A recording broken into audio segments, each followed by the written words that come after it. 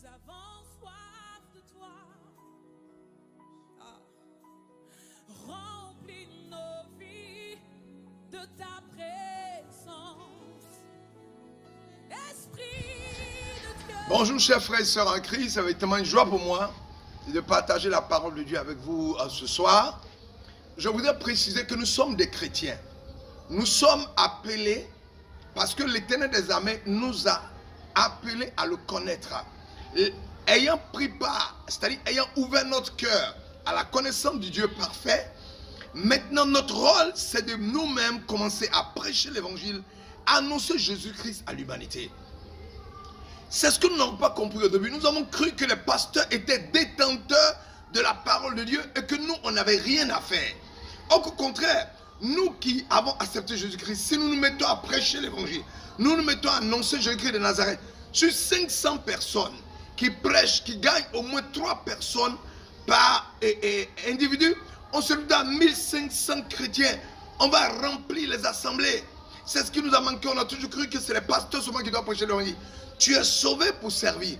Tu es sauvé pour multiplier. Tu es sauvé pour que des personnes puissent connaître Jésus-Christ de Nazareth.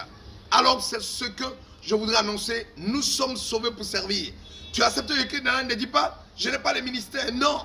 Tu peux ne pas avoir un ministère parmi les 5 ministères qui sont donnés, mais tu dois annoncer Jésus-Christ de Nazareth tous les jours. Alléluia. Amen. Nous prions le Seigneur, notre Père et notre Dieu. Nous bénissons ton nom, toi Dieu, qui me donne la force de prêcher sur le sens profond de la Pentecôte. Deuxième partie, tant aimé, agis puissamment, afin que ton intelligence me remplisse et que ton peuple soit édifié, moi-même édifié, pour la gloire de ton Saint-Nom. Alléluia. Amen. Pour ceux qui me prennent en marche, je suis Michael Boguy. Je suis un disciple de Jésus-Christ de Nazareth. Je prêche l'évangile parce que j'aime Jésus. Parce que Jésus a changé ma vie. Parce qu'il a transformé ma vie. Et je voudrais que toi, mon frère, toi, ma soeur, Christ transforme aussi ta vie. Voilà, nous allons parler aujourd'hui du sens profond de la Pentecôte, étape numéro 2. Parce qu'il y a en Israël 3 fêtes printanières. Ces 3 fêtes printanières-là, ce sont des fêtes au cours desquelles Christ est mort, Christ est ressuscité, Christ est monté au ciel en demandant le Saint-Esprit qui allait descendre sur la terre, précisément à Jérusalem, au milieu de ses disciples, afin de les remplir de la puissance de Dieu, pour qu'ils puissent aller évangéliser, annoncer Jésus-Christ de Nazareth. C'est-à-dire que nous aussi, étant enfants de Dieu, lorsque nous acceptons Jésus-Christ, et que nous sommes prenés par immersion, nous sortons, l'Esprit de Dieu nous remplit, pour que nous soyons audacieux pour aller prêcher l'évangile du Dieu vivant. Donc nous allons expliquer le sens profond de la Pentecôte. Et vous allez voir que les 3 fêtes printanières des Juifs, c'est à ces 3 fêtes printanières que les 3 événements concernant Jésus se déroulent. Sa mort, sa résurrection, sa montée et la descente du Saint-Esprit. Cela démontre effectivement que Dieu est tellement intelligent qu'il a positionné les événements concernant Christ à des dates précises des fêtes printanières juives il y a 1500 ans. Ça veut dire que c'est extraordinaire. Merci éternel mon Dieu pour ta présence. Voilà, chers frères et sœurs, la Pentecôte de la loi juive. La Pentecôte était quoi? En fait, une fête annuelle de l'Ancien Testament qui était faite au temps de Moïse il y a 1500 ans avant Jésus-Christ. Ça avait été établi par Moïse parmi plusieurs fêtes à être célébrées tout au long de l'année. C'est ça. Et la Pâque était la première fête de l'année juive. Souvenons-nous que Jésus a été crucifié lors de la fête de Pâques. Sa mort s'est déroulée au moment exact des sacrifices des agneaux de la Pâque comme un symbole. Pendant que les Juifs faisaient la fête des sacrifices des agneaux, Christ lui mourait. Alors lui, il était l'agneau immolé. Donc eux, ils fêtaient le sacrifice des agneaux. Christ lui mourait pour l'humanité tout entière. Il était l'agneau immolé pour l'humanité tout entière. La deuxième fête était la fête des prémices, appelée le festival des premiers fruits. Et la loi de Moïse stipulait qu'elle devait être célébrée le jour après la Pâque de samedi, c'est-à-dire le sabbat, le dimanche. Donc Jésus a été ressuscité le dimanche et désormais sa résurrection a exactement eu lieu lors de la fête des prémices. Vous voyez, depuis que sa résurrection a eu lieu le jour des prémices, Dieu nous a fait la promesse que notre résurrection suivra plus tard. Pour tous ceux qui lui font confiance, pour tous ceux qui l'ont accepté. Donc la résurrection de Jésus est littéralement le premier fruit, tout comme le nom de la fête comme le nom de la fête. Parce que la fête l'a prophétisé en disant la fête des premiers fruits et la résurrection de Christ est le nom de la fête de façon prophétisée. Précisément 50 jours après le dimanche des prémices, les Juifs ont célébré la Pentecôte, c'est-à-dire Penta. Penté pour 50. On l'appelle aussi la fête des semaines, car l'intervalle de temps entre les deux semaines était de 7 semaines. L'intervalle de temps entre les deux fêtes était de 7 semaines, soit 49 jours. Au moment de la Pentecôte, au chapitre 2 des Actes, les Juifs célébraient déjà la Pentecôte depuis 1500, comme je l'ai dit. La raison pour laquelle il y avait des personnes provenant du monde entier rassemblées ce jour à Jérusalem. Pourquoi ils allaient à Jérusalem si la fête de Pâques n'existait pas? Elle existait. La fête de Pentecôte plutôt n'existe pas. Elle existait. Et ils étaient venus pour la fêter. Voilà comment ils se retrouvent tous à Jérusalem. L'Esprit d'Éternel descend sur Pierre qui prêche la parole de Dieu et qui gagne plus de 3000 âmes. Voilà, c'est pour cela. Les gens pouvaient être là pour entendre Pierre et qui précisément était là pour prêcher, rempli de l'Esprit de Dieu. Voilà, ils étaient là pour célébrer la Pentecôte de l'Ancien Testament. Aujourd'hui encore, les Juifs célèbrent la Pentecôte, mais l'appellent Shavuot. Nous trouvons ci-dessous dans l'Ancien Testament comment les Juifs célébraient la Pentecôte sous l'Ancienne Alliance. On peut le voir dans Lévitique chapitre 23, verset 16 à 17. Il a dit, vous compterez 50 jours jusqu'au lendemain du 7e sabbat et vous ferez une offrande nouvelle à l'Éternel. Verset 17, vous apporterez de vos maisons des pains pour qu'ils soient présentés. Ils seront faits avec 4,5 litres de fleur de farine et cuits avec du levain en tant que premier plat réservé à l'Éternel. Lévitique chapitre 23, verset 16 à 17. L'exactitude de la Pentecôte preuve l'existence de l'omniscience de Dieu derrière la Pentecôte. Il y a une date précise de la Pentecôte dans Actes chapitre 2, puisqu'elle a eu lieu le même jour de l'année que la Pentecôte de l'Ancien Testament, qui est la fête des semaines. La crucifixion de Jésus à l'occasion de la Pâque, la résurrection de Jésus à l'occasion des premiers fruits et la Pentecôte à l'occasion de la fête juive des semaines indiquent une grande intelligence qui a coordonné ces trois fêtes-là à travers l'histoire. Avec tant de jours dans une année, pourquoi la crucifixion de Jésus, sa résurrection puis la venue du Saint-Esprit devait-il se produire précisément chacun des jours des trois fêtes printanières de l'Ancien Testament? Les événements ont été prévus. Une telle précision n'est possible que si et seulement s'il y a une intelligence derrière.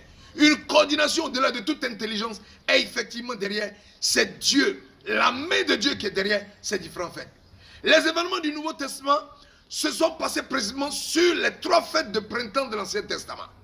Vous voyez que Dieu est tellement intelligent qu'il positionne la mort, il positionne la résurrection de Christ, il positionne le départ de Christ pour la descente de la Pentecôte sur la terre aux trois fêtes printanières de l'Ancien Testament. C'est-à-dire, il dit, l'Ancien Testament, vous fêtez comme ça, mais mon fils vient pour établir par sa mort, sa résurrection et son départ, la venue du Saint-Esprit, de nouvelles fêtes en fonction du salut de l'humanité. Il vient pour être le sacrifice, non pour un individu, mais pour l'humanité tout entière. Vous voyez, les événements du Nouveau Testament se sont passés précisément sur les trois fêtes du printemps de l'Ancien Testament. Ça montre que c'est la main puissante de Dieu qui est là. Toutefois, dans son récit, en Actes chapitre 2, il ne dit pas que la fête de la Pentecôte a été célébrée. Il n'en parle même pas. Pourquoi se donnerait-il la peine de l'expliquer? Pourquoi se donnerait-il la peine d'imaginer ces événements dramatiques pour qu'ils se produisent le jour de la Pentecôte, alors qu'il n'aide même pas le lecteur à comprendre comment ces événements ont lieu? Vous voyez, quand vous lisez Actes des Apôtres, il ne vous est pas mentionné que la fête de la Pâque, la fête de la Pentecôte, je n'ai pas mentionné celui de l'Ancien Testament. C'est une nouvelle Pâque, une nouvelle Pentecôte, une nouvelle résurrection de Christ, une nouvelle fête, c'est-à-dire les trois fêtes printanières sont fêtées sans faire cas de l'Ancien. Voilà, des fêtes juives. En fait, Luc a tellement bien documenté ces événements plutôt que de les interpréter lui-même, que la plupart des gens aujourd'hui ne savent pas que les événements d'Actes chapitre 2 sont tombés le même jour que la fête de la Pentecôte de l'Ancien Testament. Beaucoup de gens pensent que la Pentecôte a simplement commencé à Actes chapitre 2, puisque la plupart des gens aujourd'hui ne sont pas conscients de la connexion entre eux. Luc n'est donc pas un manipulateur qui veut inventer des liens entre ces événements. Puis tu ne cherches même pas à essayer de vendre cette connexion à quelqu'un. Non. Il ne mentionne jamais dans ses écritures pour montrer que Dieu est très intelligent. La Pentecôte selon Jésus-Christ. Jésus rétablit l'ordre divin qui avait été perdu à cause du péché adamique. Jésus, par l'effusion du Saint-Esprit, nous positionne dans une position union, un nouveau pouvoir. Luc nous indique plutôt une prophétie tirée du livre de l'Ancien Testament, Joël, précisant qu'un jour, l'Esprit de Dieu se répandra sur son peuple, sur tous les peuples. La Pentecôte décrit dans le chapitre 2 des actes l'accomplit. Donc l'une des raisons pour lesquelles l'évangile est une bonne nouvelle, c'est qu'il donne le pouvoir de vivre différemment. Il donne le pouvoir de vivre une vie meilleure. La vie est maintenant une union entre Dieu et son peuple, et cette union a lieu par la venue du Saint-Esprit en nous. Cette union a commencé le dimanche de la Pentecôte, retranscrit dans Actes chapitre 2. La bonne nouvelle est que la vie peut maintenant être vécue. La vie peut maintenant être vécue d'une autre manière, dans une relation avec Dieu par son esprit. La Bible l'exprime ainsi. En lui, vous aussi, après avoir entendu la parole de la vérité, l'évangile qui vous sauve, en lui vous avez cru et vous avez été marqué de l'empreinte du Saint-Esprit qui avait été promis. Il est le gage de notre héritage en attendant la libération de ceux que Dieu s'est acquis pour célébrer sa gloire. Éphésiens chapitre 1, verset 13 à 14. Et si l'esprit de celui qui a ressuscité Jésus habite en vous, celui qui a ressuscité Christ rendra aussi la vie à votre corps mortel par son esprit qui habite en vous. Romains chapitre 8, verset 11.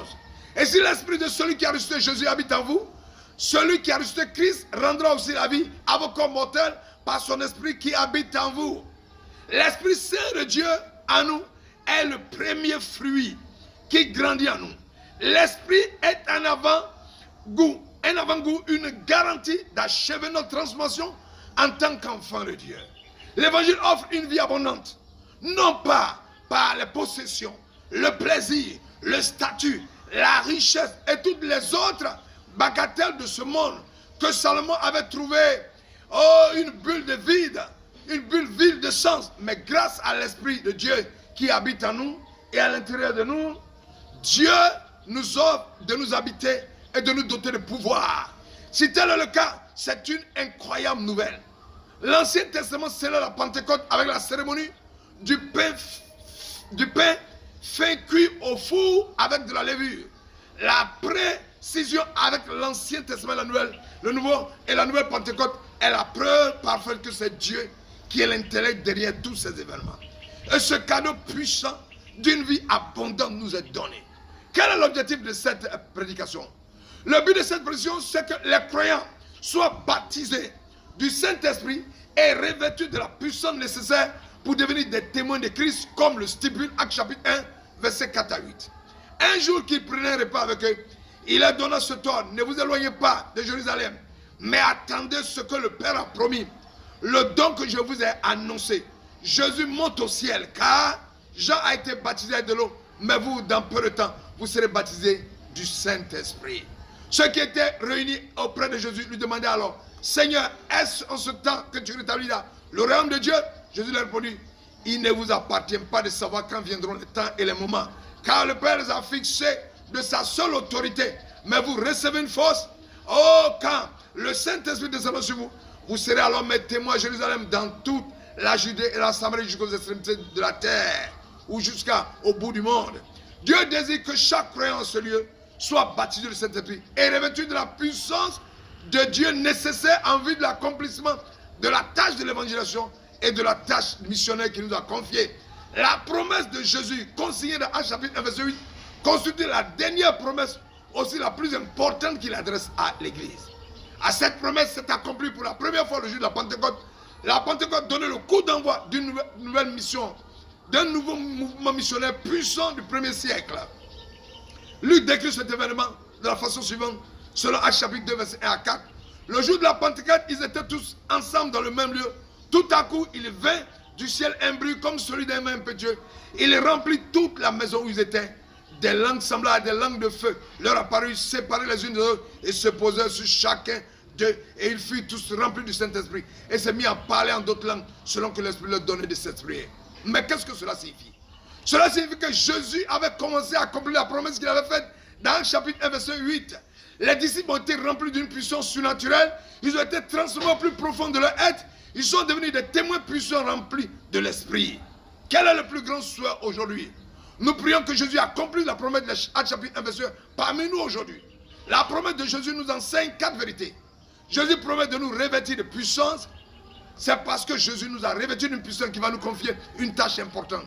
Cette puissance qu'est le Saint-Esprit, c'est pourquoi faire. Tout d'abord, nous devons être les témoins de Jésus dans notre propre maison, dans notre communauté. Ensuite, nous devons faire connaître Jésus-Christ au monde entier. Humainement parlant, cette tâche est impossible. Raison pour laquelle Jésus nous envoie le Saint-Esprit capable de nous équiper, nous disposer en force et en puissance à annoncer Jésus-Christ partout dans le monde. Avec le Saint-Esprit, nous pouvons faire des choses impossibles. Voilà. Imaginez que les premiers disciples ont dû ressentir. Ils étaient troublés, mais remplis de l'Esprit de Dieu. Il s'agissait d'une puissance surnaturelle. Cette promesse a été faite et ils ont accompli de grandes choses. Mon frère, ma soeur, Jésus, tu es béni. Tu as accepté Jésus de là, tu marches à lui. C'est pour que tu puisses l'annoncer puissant quand le Saint-Esprit est en toi. Voilà la raison profonde du sang de la Pentecôte. Nous continuerons la séance prochaine. Que le Seigneur vous bénisse, que sa grâce soit sur vous. Au nom puissant de Jésus. Père éternel, je élève ton nom, je célèbre ta victoire. Je proclame ton honneur. Il n'y a aucun Dieu qui soit comme toi. Merci pour ta présence ce soir. Glorifie-toi de toi-même ta propre gloire. Bénis-nous. Et que nous puissions savoir que nous sommes sauvés pour servir. Et que le Saint-Esprit en nous, il nous donne la puissance de parler de Jésus. Si nous avons honte de parler de Jésus, c'est que nous on parle du Saint-Esprit. Si tu as le Saint-Esprit, tu es rempli du zèle que procure la puissance de Dieu. Le zèle qui te dévore, tu dois pouvoir prêcher Jésus. Si tu as honte de Jésus, c'est que le Saint-Esprit n'est pas en toi. Demande la venue du Saint-Esprit dans ta vie, toi qui l'as accepté. Toi qui ne le connais pas, accepte Jésus-Christ de Nazareth. Et il fera des grandes choses en toi. Il va t'amener à prêcher l'évangile, à annoncer son nom, sans crainte ni frayeur. Et la gloire de Dieu va descendre sur les personnes que tu vas toucher. Il y aura des guérisons, oh, des démonstrations de puissance de Dieu qui vont t'accompagner, toi qui es fils de Dieu. Sois béni, mon frère, ma soeur. Que la gloire revienne à l'Éternel des armées dans le nom de Jésus. Merci, Seigneur, ce soir. Esprit de Dieu, nous avons soif de toi. Remplis nos vies de ta présence.